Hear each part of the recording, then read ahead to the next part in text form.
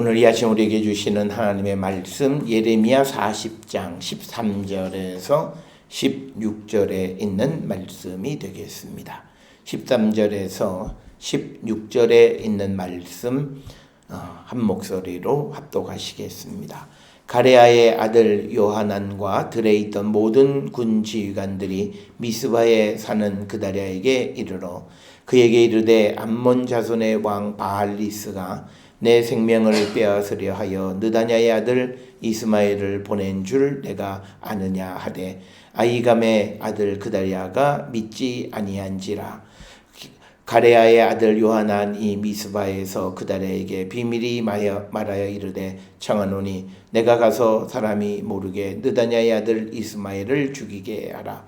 어찌하여 그가 내 생명을 빼앗게 하여 내게 모인 모든 유다 사람을 흩어지게 하며 유다의 남은 자로 멸망을 당하게 하랴 하니라. 그러나 아히감의 아들 그다랴가 가레아의 아들 요하난에게 이르되 내가 이 일을 행하지 말 것이니라. 내가 이스마엘에 대하여 한 말은 진정이 아니니라 하니라. 아멘. 오늘 우리가 함께 읽은 예레미야 40장 13절로부터 16절에 있는 말씀은 이제 41장에 등장하는 이제 그다랴의 이 죽음에 대해서 먼저 요하난과 그 유다의 군지휘관들이 그 사실을 미리 감지해서 그것을 이제 그다랴에게 전달을 했습니다. 그럴 때 이 그다랴가 그 말을 믿지 않았다라고 하는 겁니다. 그래서 결국은 이제 우리가 다음 시간에 보게 되는 41장 1절에 보게 되면 그다랴가 살해를 이스마엘에 의해서 살해를 당하는 것을 보게 됩니다.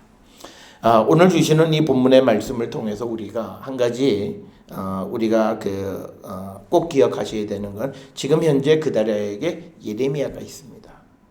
그러면 요하난과 군 지휘관이 와서 그다랴에게 굉장히 중요한 사실을 이야기하는 겁니다.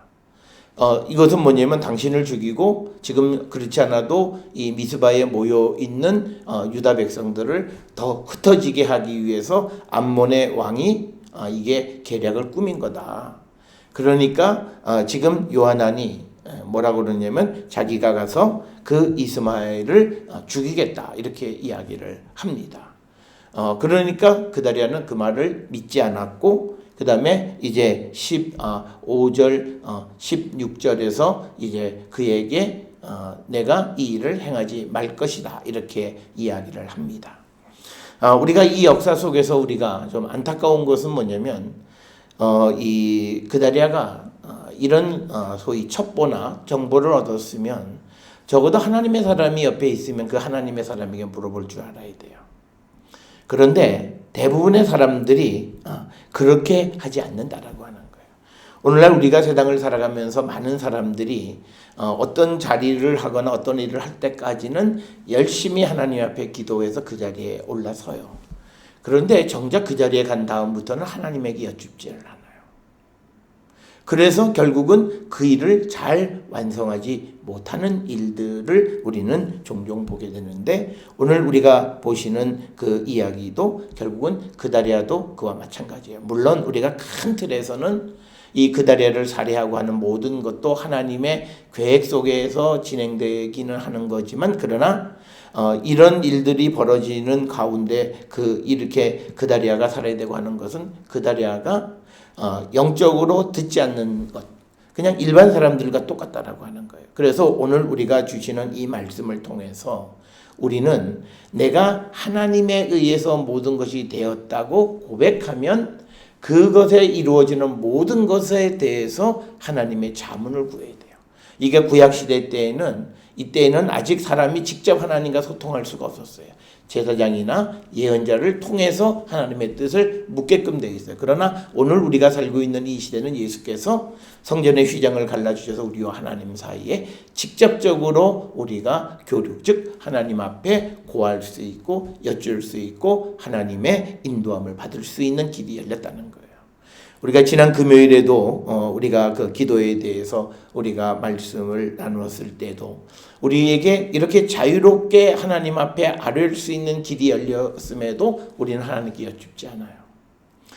어쩌면 오늘 주시는 이 그다랴 경우에 이 일이 정치적 사안이었기 때문에 묻지 않았을 거예요. 도대체 그런 일은 있을 수 없다라고 하는 그 자기 경험이나 뭐 이런 것들 때문에 이 말을 듣지 않고 그럴 일은 없을 것이다라고 하는 거예요. 그런데 우리가 잘 알다시피 이 이스마엘이 이제 그다랴를 죽일 때 그냥 그다랴만 죽이는 게 아니라 바벨론 군대의 군인들도 몇 사람들 죽이고 그런 일들이 벌어져서 결국은 이 사건이 바벨론이 다시 이 예루살렘으로 오는 계기가 돼요. 왜냐하면 자기들이 세운 총독도 죽였고 자기들이 세운 거기에 주둔시켰던 바벨론의 군대도 죽이는 것은 결국은 반란을 일으킨 거예요. 결국은 이 그다랴가 그 말을 듣지 않으므로 다시 한번 이 그 바벨론의 군대가 예루살렘에 오게 되는 계기를 또 만든다라고 하는 겁니다. 그래서 오늘 주시는 이 본문의 말씀에서 우리가 그다랴가 이제 총독으로 세워지고 모든 것, 그래서 그가 예레미야를 구원하고 그 집에 보내서 지금 예레미야가 같이 있으면서, 그런데 문제는 하나님의 사람과 같이 있는 게 중요한 게 아니라 그 사람을 통해서 하나님의 뜻을 여쭙고 그래서 일을 방비하든지 어쨌든 그렇게 해야 되는데 결국은 그러지 못해서 결국은 자기의 생명을 잃어버리는 그런 일들을 우리가 보게 되고, 그래서 많은 사람들이 이제 이 사건을 계기로 해서 애굽으로 도망가는 그런 또 계기가 되어졌다라고 하는 겁니다. 따라서 오늘 주시는 본문에서 우리는 두 가지입니다. 하나는 유다 왕국이 어려움을 처했지만 그러나 다시 그다랴를 중심으로 해서 흩어졌던 사람들이 모이기를 시작해요. 그랬더니 주변에 있던 암몬 왕이 오늘 주시는 본문에 보게 되면 암몬 왕 바알리스라고 하는 그 14절에 나와 있는 그 왕이 이 그다랴를 제거하고 그래서 유다가 세력을 약화시켜서 어떻게 하든지 그 유다를 자기들의 영향력 아래 놓으려고 하는 그런 음모를 꾸미는 겁니다. 그래서 우리가 오늘 주시는 이 본문에서 이스마엘을 보내가지고 그다랴를 이제 살해할 계획을 세웠는데 어떤 이유인지는 모르지만 요나단과 그 군대 지휘관들은 그 사실을 알았습니다.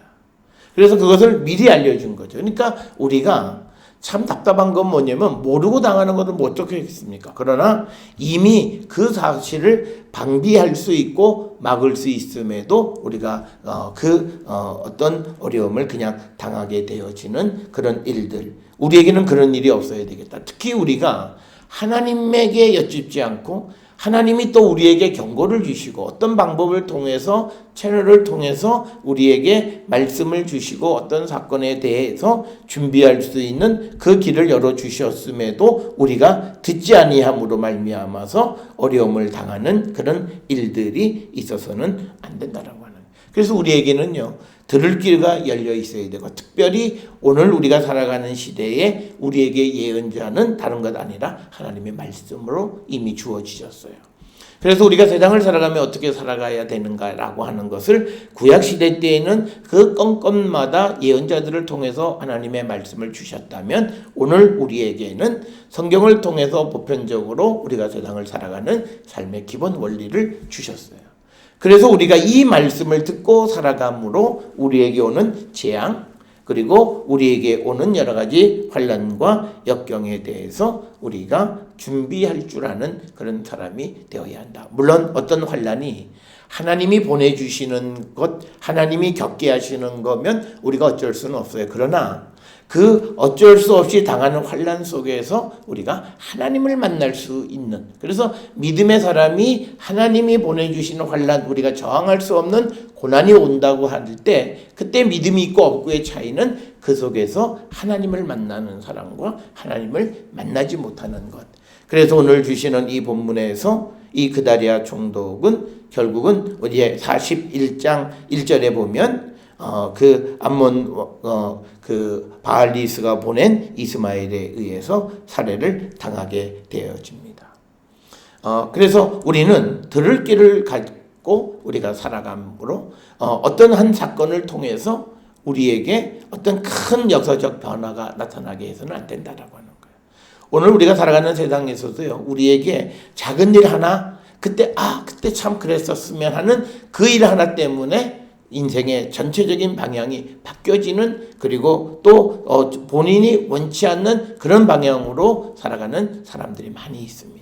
그렇기 때문에 오늘 우리가 주시는 말씀을 통해서 우리가 이 그다리아처럼 자기에게 경고하는 사람들의 말을 우리가 무시하고 그 말을 듣지 않게 되어질 때 그에게 어떤 어려움이 오는가, 그것을 우리에게 보여줍니다. 그래서 우리에게 어떤 것이든지 들려지는 이야기가 있을 때 소문일 수도 있고요, 그게 거짓일 수도 있어요.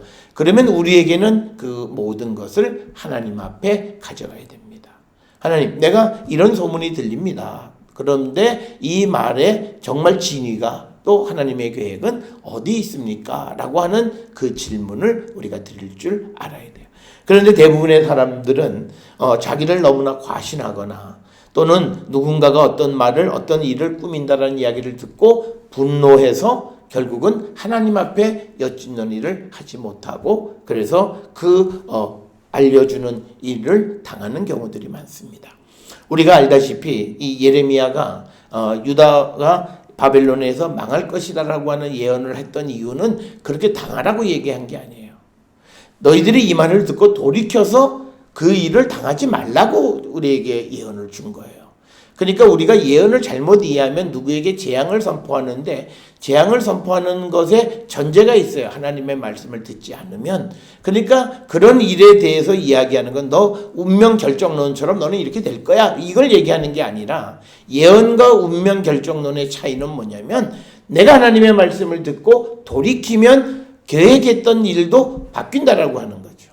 그래서 우리가 하나님이 무슨 어떤 사람의 운명을 딱 결정해놓고 그 결정대로 무조건 가시는 그것이 아니라, 그가 악인이었는데 어느 날 그가 돌이켜서 죽기로 돌아오면 하나님의 심판의 계획은 취소된다는 거고, 또 어떤 사람이 의인인 줄 알았는데 하나님 보시니까 그가 하나님 말씀대로 살지 않으면 하나님이 내리시려고 했던 복 대신에 하나님의 심판이 임하게 된다라고 하는 거예요. 그래서 우리에게 예언을 주시는 이유, 우리에게 어떤 사건을 미리 알려주시는 이유는 우리가 그런 일들을 당하지 않게 하기 위한 것이다. 그래서 오늘날 우리는 예언을 하면 예언대로 되어지는 줄 알아요. 그건 아니에요.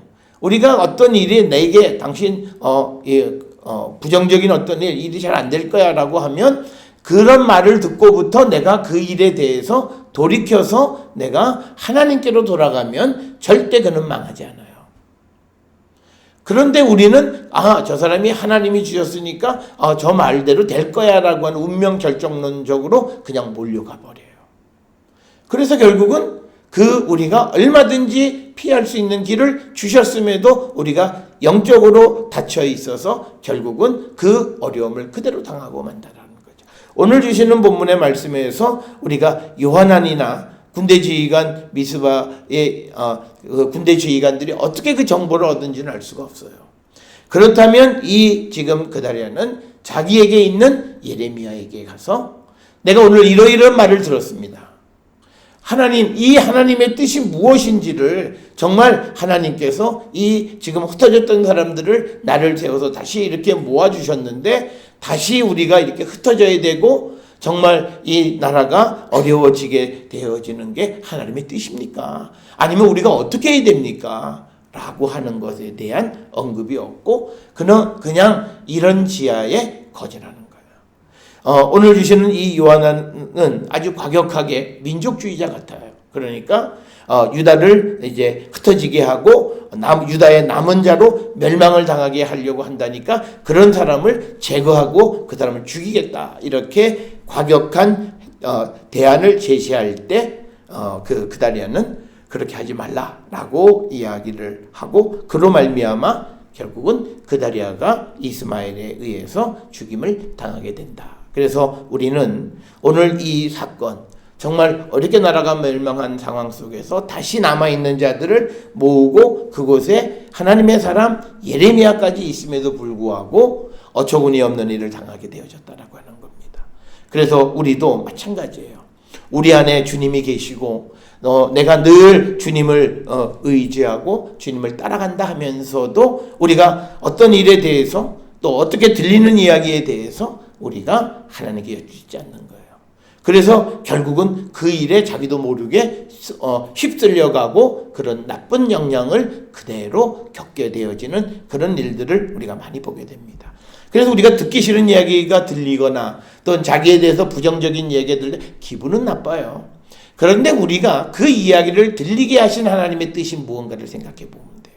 하나님이 하나님을 의지하는 자가 망하고 어려움 당하는 것을 좋아하시겠습니까? 그건 아니에요.